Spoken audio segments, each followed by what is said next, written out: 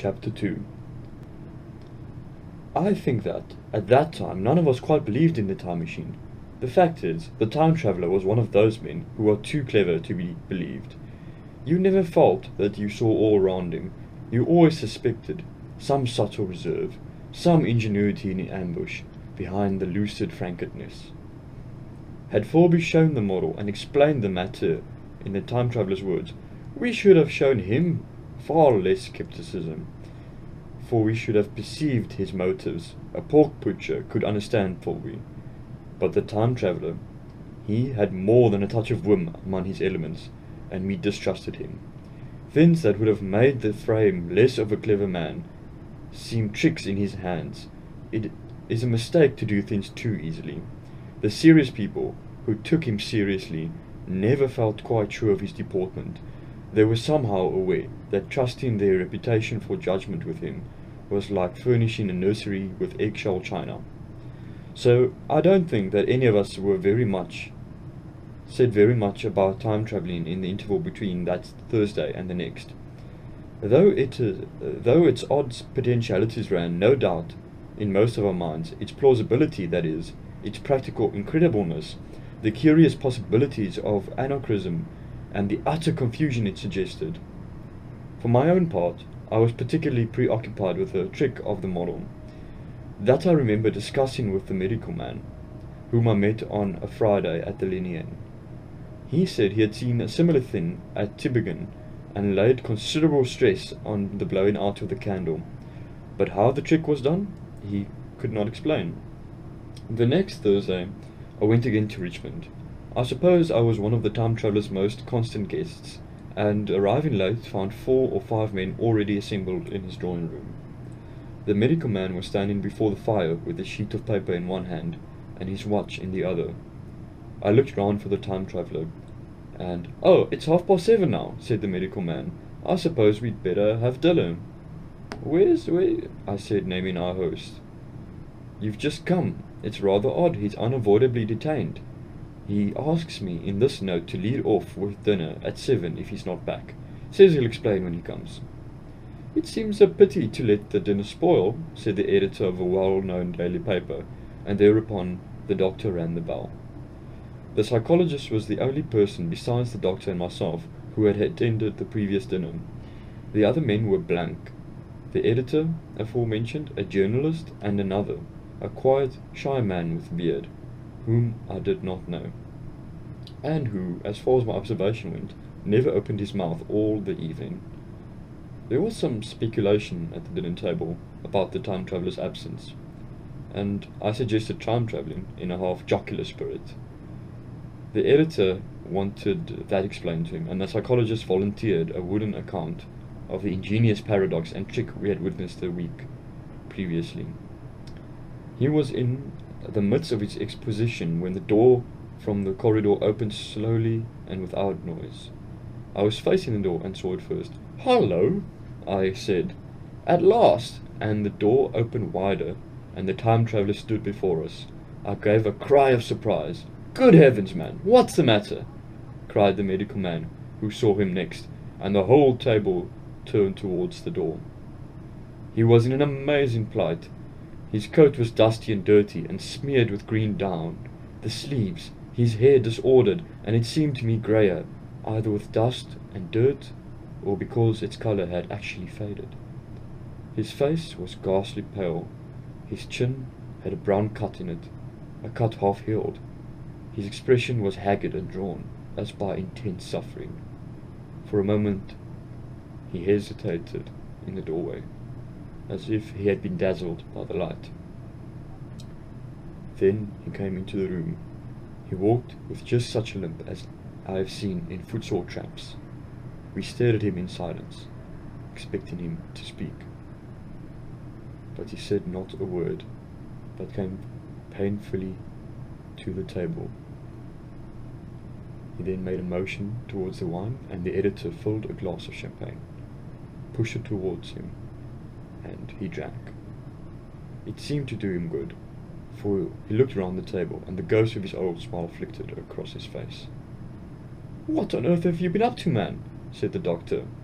The time traveller did not seem to hear.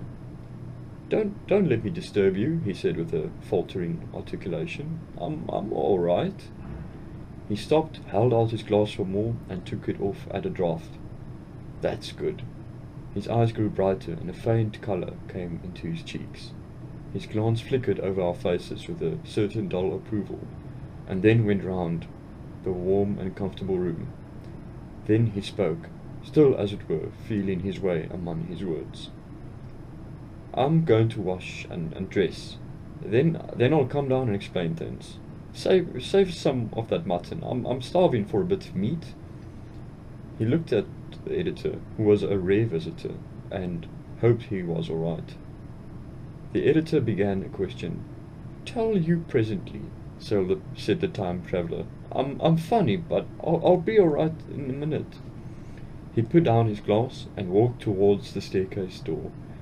Again I remarked his lameness and the soft padding sound of his foot before, and standing up in my place I saw his feet as he went out. He had nothing on them but a pair of tattered, blood-stained socks. Then the door closed upon him. I had half a mind to follow him, till I remembered how he detested any fuss about himself. For a minute, perhaps, my mind was wool-gathering. Then the remarkable behaviour of an eminent scientist, I heard the editor say, and thinking after his wont in the headlines. And this brought my attention back to the dinner table. What's the game? Said the journalist. Has he been doing the amateur cager? I don't follow. I met the eye of the psychologist and read my own interpretation in his face. I thought of the time traveller limping painfully upstairs. I don't think anyone else had noticed his lameness. The first to recover completely from this surprise was the medical man, who rang the bell, and the time traveller hated to have servants waiting at dinner for a hot plate. At that, the editor turned his knife and fork to the food with a grunt, and the silent man followed suit. The dinner was resumed. Conversation was exclamatory for a while, with gaps of wonderment, and then the editor got fervent in his curiosity. Does our friend eke out his modest income with a crossing, or has he Nebuchadnezzar phrases? He inquired. I feel assured it's the business of the time traveller, I said, and took up the psychologist's account of our previous meeting. The new guests were frankly incredulous. The editor raised objections. What was this time travelling? A man couldn't cover himself with dust by rolling in a paradox, could he? And then, as the idea came home to him, he resorted to the caricature. Hadn't they any clothes brushes in the future? The journalist, too, would not believe it at any price, and joined the editor in the easy work of heaping ridicule on the whole thing. They were both a new kind of journalist, very joyous, irreverent young men. Our special correspondent in the Day After Tomorrow reports, the journalist was saying, or rather shouting when the time traveller came back. He was dressed in ordinary evening clothes, and nothing save his haggard look remained of the change that had startled me.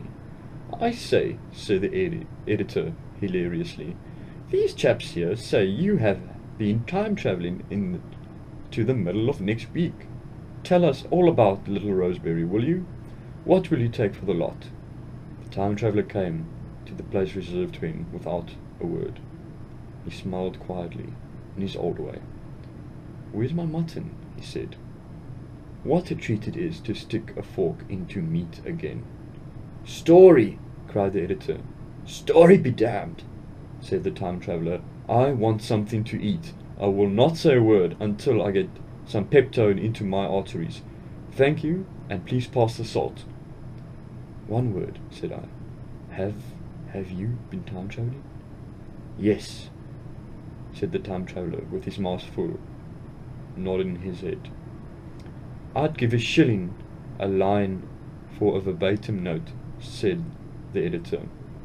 The time traveller pushed his glass toward the silent man and ran it with his fingernail, at which the silent man, who had been staring at his face convulsively, poured him wine.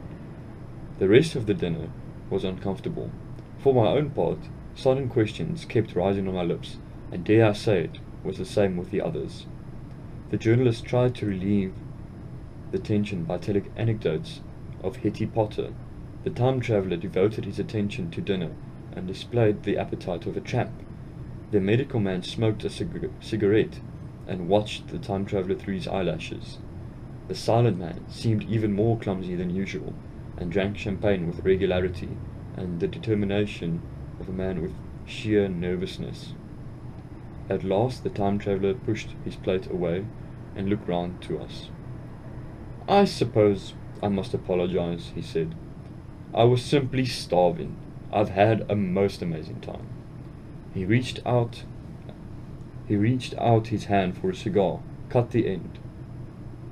"But coming to the smoking room, it's too long a story to tell over greasy plates." And ringing the bell in passing, he led the way into the adjoining room. "You have told blank and dash and chose about the machine?" he said to me, leaning back in his easy chair, naming the 3 new guests. "But the thing's a mere paradox," said the editor. "I can't argue tonight. I don't mind telling you the story, but I can't argue." He went on. "I will tell you the story what has happened to me, if you like. But you must refrain from interruptions. I want to tell it badly. Most of it will sound like lying, but so be it. It's true, every word of it, all the same. I was in my laboratory at 4 o'clock, and since then I've lived 8 days, such days as no human being have ever lived before. I'm nearly worn out, but I shan't sleep until I've told this thing over to you. Then I shall go to bed. But no interruptions. Is it agreed?" "Agreed," said the editor, and the rest of us echoed, "Agreed." And with that, the time traveller began his story, as I have set it forth. He sat back in his chair at first, and spoke like a weary man. Afterwards he got more animated. In writing it down, I feel only too much keenness in the inadequacy of pen and ink, and above all my own inadequacy to express its quality. You read, I will suppose, attentively enough, but you cannot see the speaker's white, sincere face in the bright candle of light. But you cannot see the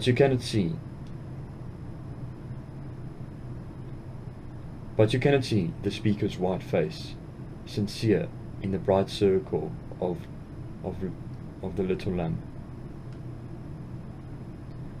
But you cannot see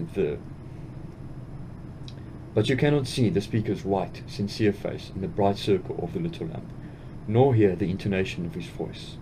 You cannot know his expression, which followed the turns of his story.